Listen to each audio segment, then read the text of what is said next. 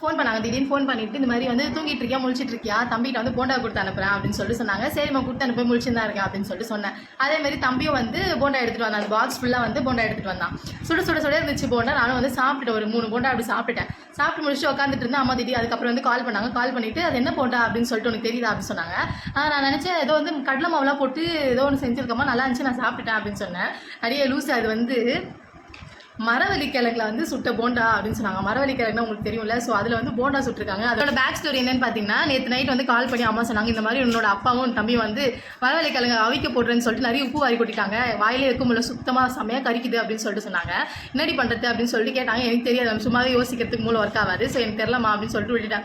மறுநாள் காலைல அவங்களோட இனோவேஷன் லெவல் எந்த அளவுக்கு இருக்கிறதுலாம், எப்படி தான் இந்த மாதிரி ஒரு இனோவேஷன் வந்து வருன்னே தெரியல அவங்க மண்டைக்கு. அதை வந்து மரவள்ளி கிழங்கு வந்து போண்டாவாக ரெடி பண்ணி கொடுத்தாங்க. செம்ம டேஸ்ட்டு. சும்மாவே இதை வந்து ட்ரை பண்ணலாம். இந்த மாதிரி நம்மளுக்கு வந்து உப்பு அதிகமாகிடுச்சுன்னா ட்ரை பண்ண அவசியம் கிடையாது. பட்